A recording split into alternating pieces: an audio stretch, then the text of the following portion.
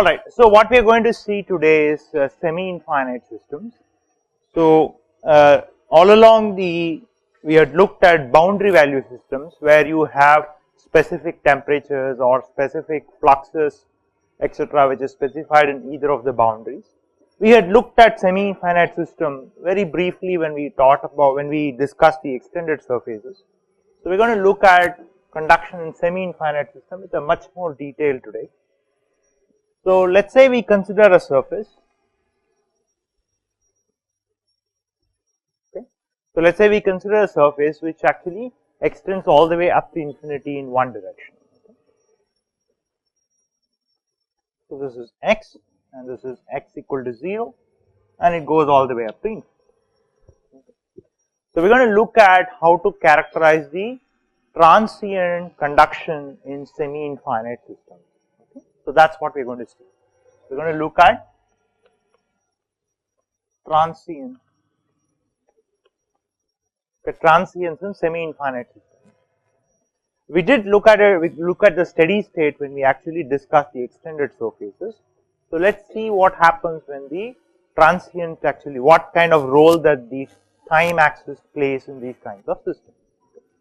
So, supposing we assume that the temperature of the surface is Ts, okay, and if we assume that the initial temperature, okay, so the temperature of the semi-infinite system is at, let us say, Ti, that is the initial temperature and it is not an unrealistic.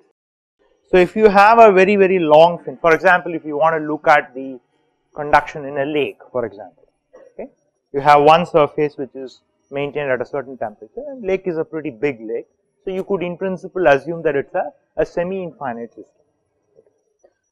In some of the swimming pools, the heating is also done in a certain way. So, for example, I think it is not the case in our swimming pool in IIT, but there are other swimming pools where the temperature of the water is always maintained. So, you have heaters placed at different locations and the temperature of the water is maintained just about 25 degrees C. So, it is very important to understand how the conduction process occurs. Of course, there will be convection when somebody is swimming, but let us say when nobody is swimming, then water is not displaced and so it is primarily conduction which is actually controlling the temperature transport, heat transport process in that kind of a system. So, one could assume that to be a semi-infinite system if it is a very, very long swimming pool, okay. Depending upon where the heating elements are placed, one could assume in different cases a semi-infinite system, okay. Alright, so what are all the transport processes which are occurring here? Yeah, what are the transport processes? It's just conduction. So, supposing if I assume that the heat generation is 0, okay, and I maintain that one end of the surface is maintained at a certain temperature, surface temperature Ts, then the only process which is occurring, the only transport process is conduction. Conduction is the only transport process. So, what is the model? So, the model is K d square del square T by del x square equal to rho Cp into, that is the model. So, we could rewrite this dou x square equal to 1 by alpha, where alpha is K by rho Cp. This is the thermal diffusivity of the semi-infinite system that we are considering.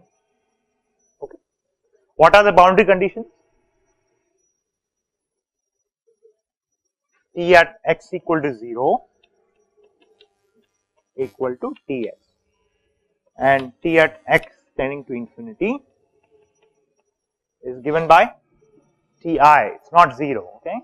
So, because it is infinite system, you could expect that the amount of heat that is transferred from one end of the surface is not penetrated sufficiently enough to the other end of the system that we are looking at. Therefore, at x equal to infinity, you would expect that the temperature is maintained at the same initial temperature of that particular system, okay. And one could write initial condition, that is Ti. Is that clear to everyone? Any questions on this so far?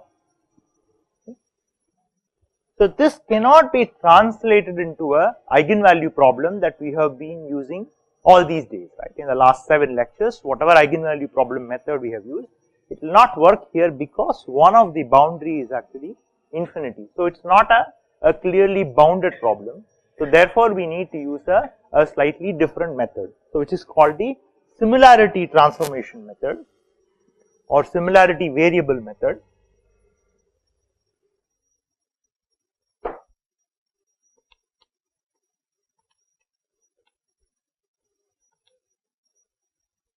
In fact, I am not going to give you what are the details of the similarity. So those who are interested in the math, you should actually read this paper.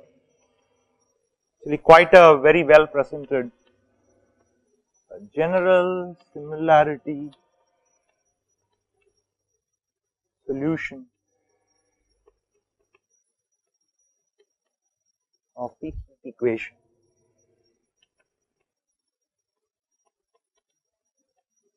And the authors are Blumen and Cole, and it's in the Journal of Math and Mechanics.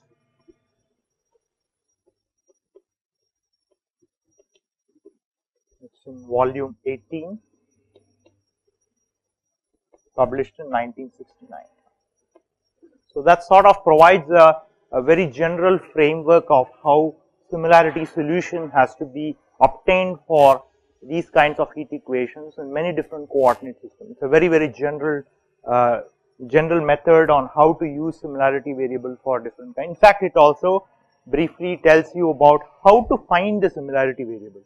So this is as this is not a math course, I am not going to discuss in detail as to how to get the similarity variable, but I will assume that this is the similarity variable, and in fact there is, one could use an intuitive argument as to why that should be the similarity variable. Okay. So for example, we said that when x tends to infinity, okay, the solution is maintained, the temperature at that location is maintained at the initial temperature itself, which is the same temperature at t equal to 0. So somehow the process which is occurring in the x direction and time has to be related, because in some location the temperature turns out to be the same temperature as the initial condition. So this is the reason for attempting to relate the processes which are occurring in x dimension and the time coordinates. For a moment you could assume time coordinate as a similar coordinate system as x, y, z. So they have to be related to each other because the boundary condition specifies so. So if you look at the general similarity method, if you follow it, what you will get is that the similarity variable is eta, which is given by x by square root of 4 into alpha t. What is alpha? It's thermal diffusivity, right? So it tells you the extent of diffusion per unit time. So when you multiply by time, what you get is the square of the distance that the energy has travelled in that coordinate system, right? And square root of that will tell you what is the approximate distance the energy has travelled because of the conduction process.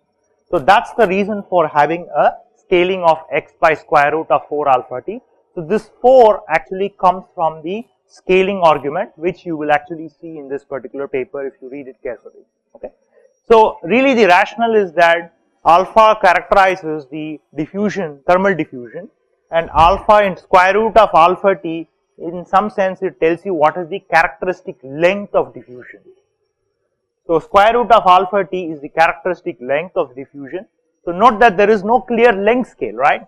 In fact, that was the reason why we were not able to use the eigenvalue problem method. There is really no clear length scale in that direction. So one could define a length scale as square root of alpha t, which is in some sense dimensionally is equal to the thermal diffusion length, and so we use that as a scaling factor for the x direction, and that's how the similarity variable is defined. So now this 4, obviously I told you that it comes from the general method. If you use it properly, 4 will come out as a scaling factor. So this is the transformation variable that we will use. So now we need to define dt by dt. We have to transform all the differentials in that particular similarity variable. So we can use chain rule, dt by d eta into d eta by dt. Okay, that's the total variable.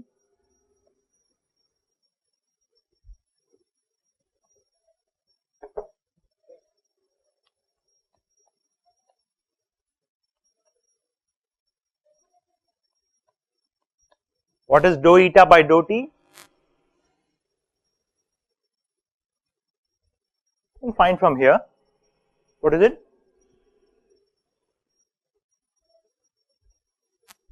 Minus dou eta by dou t is minus 1 by 2 4 alpha into x divided by 4 alpha t square root of 4 alpha t, right.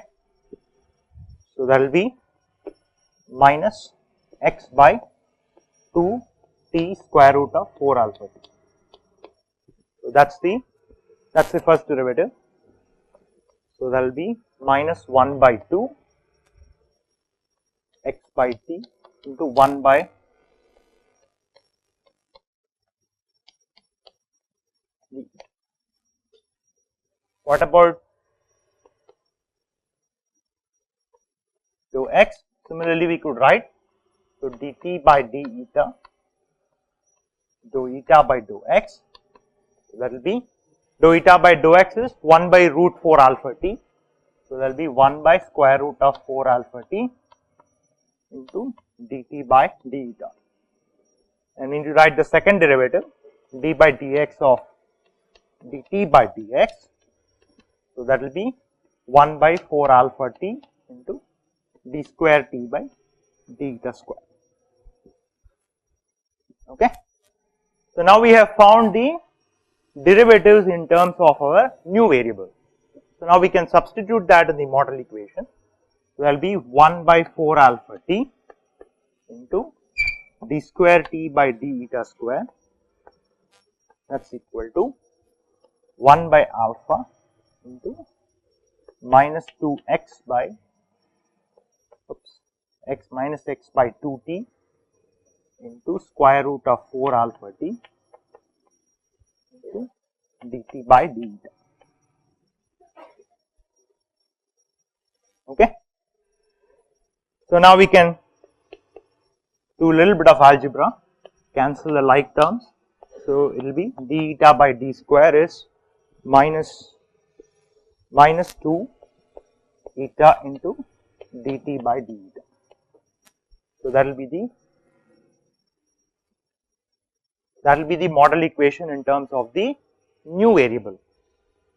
So what has happened, because we have related the processes, the conduction process which is occurring in x direction and the time that it takes for the diffusion to occur, we have actually reduced the number of variables or the number of dimensions if you use time as one of the dimensions. So everything we have now expressed in terms of a ODE, we have reduced the PDE into ODE by using a similarity variable. Okay. What are the boundary conditions?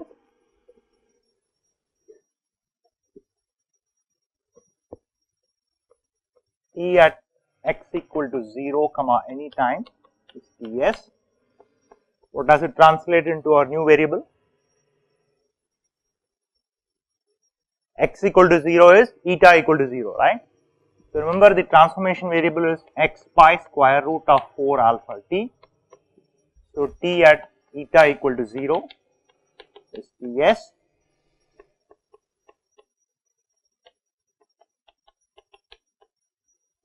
What about this boundary condition? So this says t at as eta goes to infinity will be Ti. What about the initial condition?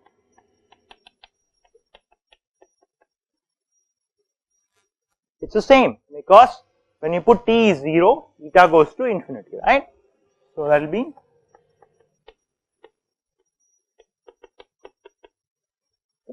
So, it is a second order ordinary differential equation. So, we really need only two boundary conditions because of the similarity variable that we have used.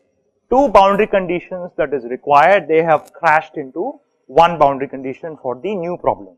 Okay. So, this is the correct problem.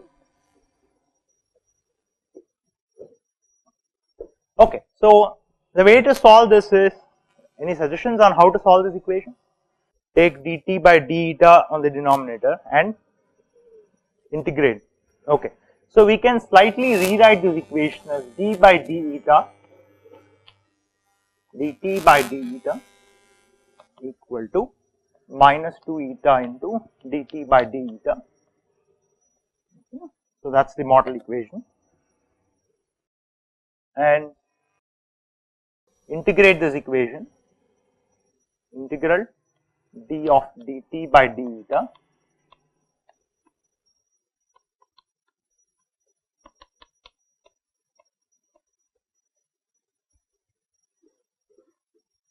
okay. So, that is the model equation, and so that will be ln dt by d eta equal to minus eta square plus a constant C1. Okay. And so, we can rewrite this as dt by d eta equal to C1 exponential minus eta square. So, if I just assume that the constant is some logarithmic form, and so we can simply write this as C1 into exponential of minus eta square. So, therefore, temperature T is 0 to eta C1 exponential minus eta square plus some other constant C2. So, that will be T equal to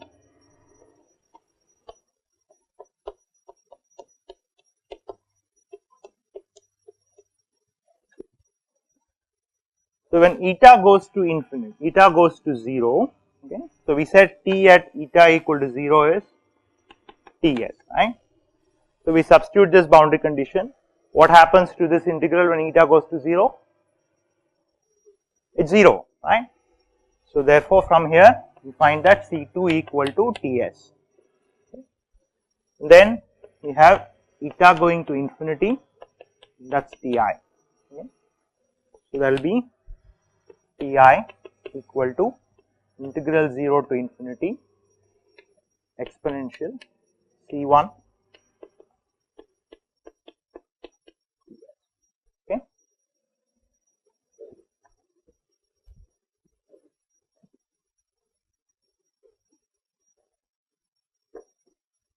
So, from here we find C1 is T1 minus Ts divided by integral 0 to infinity, oh, I called it Ti, Ti minus T in Ts integral, that should be a d eta here, should be a d eta. So, the solution is Ti minus Ts into integral 0 to eta exponential of minus eta square d eta divided by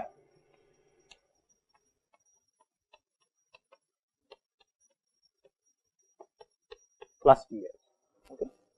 So, we can just rewrite this as T minus Ts divided by Ti minus Ts is integral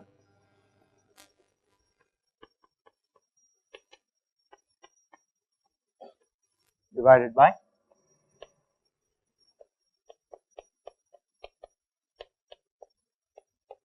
okay. So, what is this numerator called as? Has anyone seen that expression before? It is called error function. So, it is a fairly well characterized function, and the 0 to infinity integral has already been calculated. So, the root pi by 2, very good. So, that will be 2 by root pi into integral 0 to eta exponential of minus eta square d eta. So, it is called the error function, and it is a fairly well characterized function, and all the properties of the error function is known. Okay. So therefore, we should be able to calculate the actual temperature distribution, which is the objective of the problem at hand, right. We want to always quantify what is the temperature distribution. Okay. Any questions on this so far? So this whole thing is called the error function, okay. So those who don't know that. So this is called the error function of eta. Any questions? Okay. So as we observed in the last several lectures, we said that what we want to really find is what is the heat transport rate. That's what we want to find. Okay. So here when we say heat transport rate, what is meaningful is the heat transport rate at x equal to 0. We want to know how much heat has been transported at the the boundary where the temperature is maintained at Ts. Okay. So that's what we want to find. So that's given by minus k into whatever is the area into dt by dx at x equal to 0. Okay. So once again we can use chain rule and we say this is minus k a into dt by d eta into dou eta by dou x, and x equal to 0 is eta equal to 0, right. So that's what we want to find, and so this will boil down to minus k Ts minus Ti into 2 by root pi exponential minus eta square into 4 alpha t to the power of minus half evaluated at eta equal to 0. So that will be, that will be k into minus sign is already taken care of. So that will be k into a into Ts minus Ti divided by root of pi alpha t. Okay. So that will be the heat transfer rate, that is the rate at which heat is being transferred from the leading surface to the system. Okay.